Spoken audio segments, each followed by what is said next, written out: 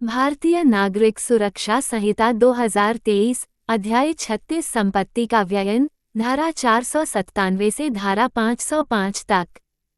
धारा 497 कतिपय मामलों में विचारण लंबित रहने तक संपत्ति की अभिरक्षा और व्ययन के लिए आदेश।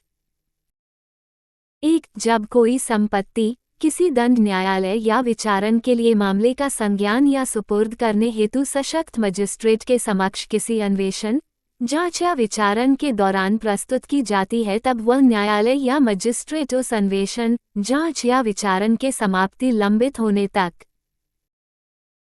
ऐसी संपत्ति की उचित अभिरक्षा के लिए ऐसा आदेश, जैसा वह ठीक समझे, कर सकेगा, और यदि वह संपत्ति शीघ्रतया या प्रकृत्या क्षयशील है या यदि ऐसा करना अन्यथा समीचीन है, तो वह न्यायालय या मजिस्ट्रेट ऐसा साक्ष्य अभिलिखित करने के पश्चात, जैसा वह आवश्यक समझे, उसके विक्रय या उत्तका अन्यथा व्ययन किए जाने के लिए आदेश कर सकेगा। स्पष्टीकरण। इस धारा के प्रयोजन के लिए संपत्ति के अंतर्गत निम्नलिखित है। योजक चिन्ह क किसी भी किस्म की संपत्ति या दस्तावेज जो न्यायालय के समक्ष प्रस्तुत की जाती है या जो उसकी अभिरक्षा में है। ख कोई भी संपत्ति जिसके बारे में कोई अपराध किया गया प्रतीत होता है या जो किसी अपराध के करने में प्रयुक्त की गई प्रतीत होती है। 2. न्यायालय या मजिस्ट्रेट उपधारा 1 में निर्दिष्ट संपत्ति को उसके समक्ष प्रस्तुत करने से 14 दिन की अवधि के भीतर ऐसी संपत्ति के ब्यौरे अंतर्विष्ट करने वाला विवरण ऐसे प्रारूप और ऐसी रीति में, जो राज्य सरकार नियमों द्वारा उपबंधित करे, तैयार करेगा। 3. न्यायालय या मजिस्ट्रेट उपधारा 1 में निर्दिष्ट संपत्ति का फोटो खींचवाएगा और यदि आवश्यक हो तो मोबाइल फोन या किसी अन्य इलेक्ट्रॉनिक मीडिया पर वीडियो बनवाएगा। 4. उपधारा 2 के अधीन तैयार विवरण और उपधारा 3 के अधीन लिए गए फोटो या वीडियोग्राफी इस संहिता के अधीन किसी जांच, विचारण या अन्य कार्यवाही में साक्ष्य के रूप में उपयोग किए जाएंगे। 5. न्यायालय या मजिस्ट्रेट उपधारा 2 के अधीन तैयार किए गए विवरण और उपधारा 3 के अधीन लिए गए फोटो या वीडियोग्राफी लिए जाने के 30 दिन की अवधि के भीतर संपत्ति के निपटान, नष्ट, अधिग्रहण या परिदान करने का आदेश ऐसी रीति में, जो इसमें इसके पश्चात विनिर्दिष्ट है, करेगा। धारा 498 विचारण की समाप्ति पर संपत्ति के व्ययन के लिए आदेश।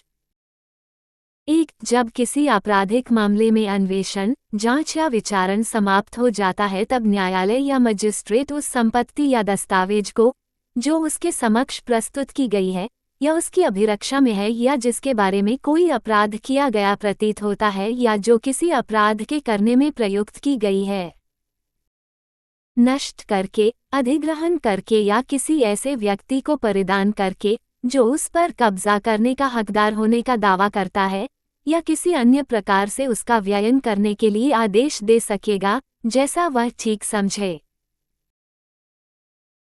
2. किसी संपत्ति के कब्जे का हकदार होने का दावा करने वाले किसी व्यक्ति को उस संपत्ति के परिदान के लिए उपधारा 1 के अधीन आदेश किसी शर्त के बिना या इस शर्त पर दिया जा सकेगा कि वह न्यायालय या मजिस्ट्रेट को समाधानप्रद रूप में यह वचनबद्ध करते हुए प्रतिभूति सहित या रहित बंध पत्र निष्पादित करे कि यदि उपधारा 1 के अधीन किया गया आदेश अपील या पुनरीक्षण में उपांतरित या अपास्त कर दिया गया तो वह उस संपत्ति को ऐसे न्यायालय को वापस कर देगा।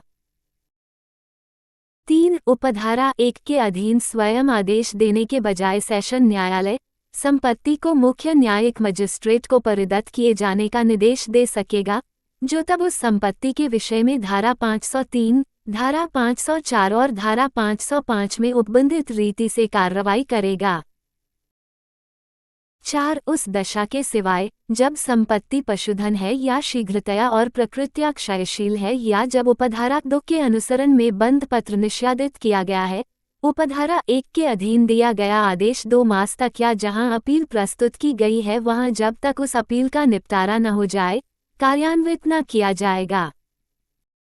5. उस संपत्ति की दशा में जिसके बारे में अपराध किया गया प्रतीत होता है, इस धारा में संपत्ति पद के अंतर्गत न केवल ऐसी संपत्ति है जो मूलतः किसी पक्षकार के कब्जे या नियंत्रण में रह चुकी है, वरन ऐसी कोई संपत्ति जिसमें या जिसके लिए उस संपत्ति का संपरिवर्तन या विनिमय किया गया है और ऐसे संपरिवर्तन या विनिमय से चाहे तत्काल या अन्यथा अर्जित कोई चीज भी है। धारा 499 अभियुक्त के पास मिले धन का निर्दोष क्रेता को संदाय।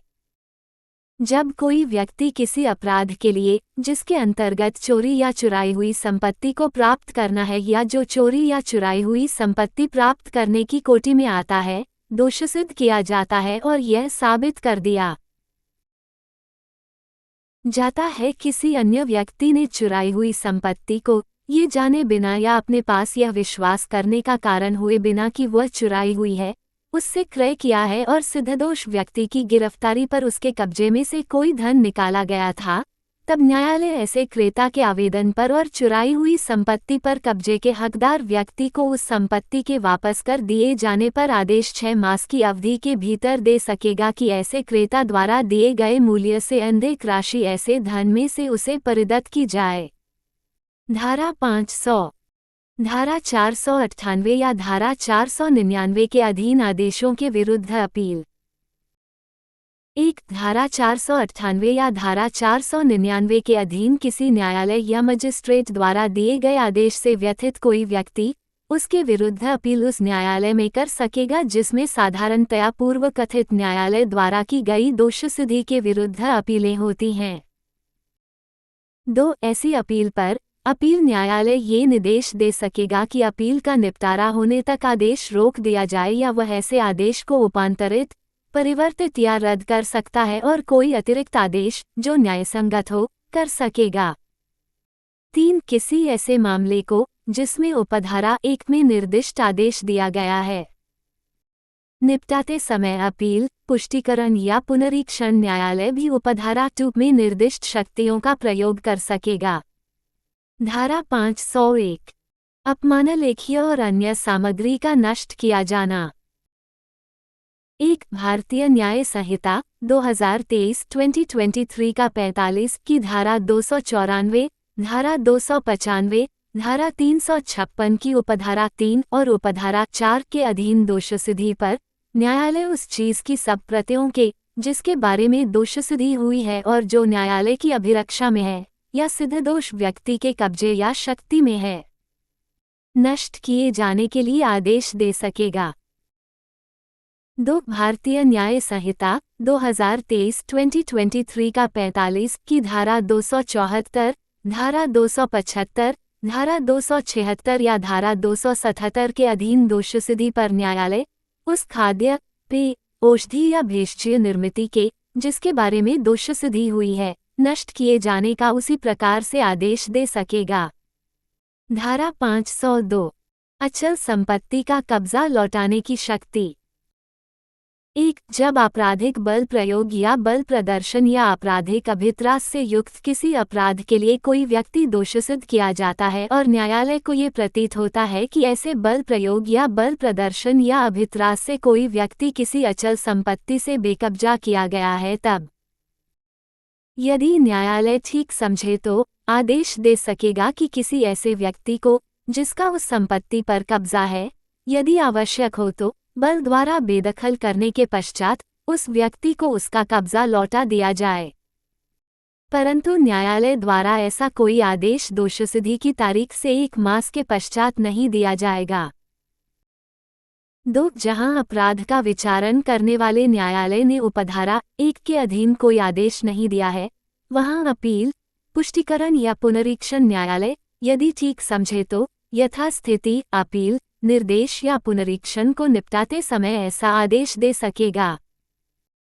3 जहां उपधारा 1 के अधीन आदेश दिया गया है, वहां धारा 500 के उपबंध उसके संबंध में वैसे ही लागू होंगे जैसे वे धारा 499 के अधीन दिए गए किसी आदेश के संबंध में लागू होते हैं। धारा 503 संपत्ति के अभिग्रहण पर पुलिस द्वारा प्रक्रिया।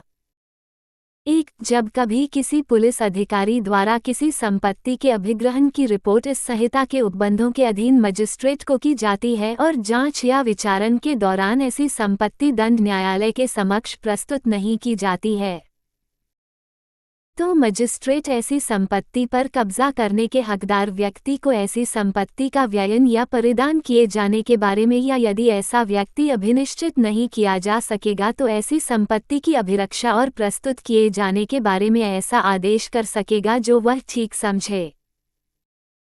2. यदि ऐसा हकदार व्यक्ति ज्ञात है तो मजिस्ट्रेट वह संपत्ति उसे उन शर्तों पर, यदि कोई हो, जो मजिस्ट्रेट ठीक समझे, परिदत्त किए जाने का आदेश दे सकेगा, और यदि ऐसा व्यक्ति अज्ञात है तो मजिस्ट्रेट उस संपत्ति को निरुद्ध कर सकेगा और ऐसी दशा में एक उद्घोषणा जारी करेगा जिसमें उस संपत्ति की अंगभूत वस्तुओं का विनिर्देश हो और जिसमें किसी व्यक्ति से, जिसका उसके ऊपर दावा है, यह अपेक्षा की गई हो कि वो उसके समक्ष उपस्थित हो और ऐसी उद्घोषणा की तारीख से 6 मास के भीतर अपने दावे को सिद्ध करे।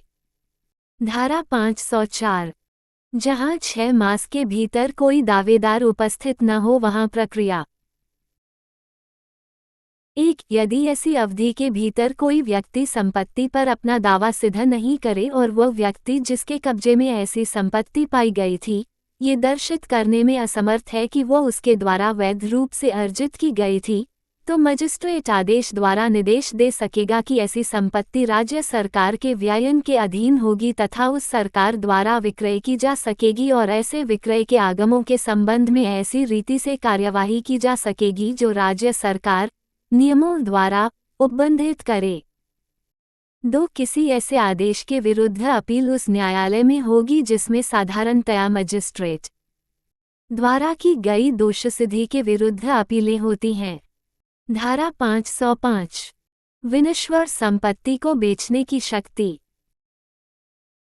यदि ऐसी संपत्ति पर कब्जे का हकदार व्यक्ति अज्ञात या अनुपस्थित है और संपत्ति शीघ्रतया और प्रकृत्या क्षयशील है, या यदि उस मजिस्ट्रेट की, जिसे उसके अभिग्रहण की रिपोर्ट की गई है, ये राय है कि उसका विक्रय स्वामी के फायदे के लिए होगा, या ऐसी संपत्ति का मूल्य 10,000 रुपये से कम है, तो मजिस्ट्रेट किसी समय भी उसके विक्रय का निर्देश दे सकेगा और ऐसे विक्रय के शुद्ध आगमों को धारा 503 और धारा 504 के उपबंध यथासाध्य निकटतम रूप से लागू होंगे।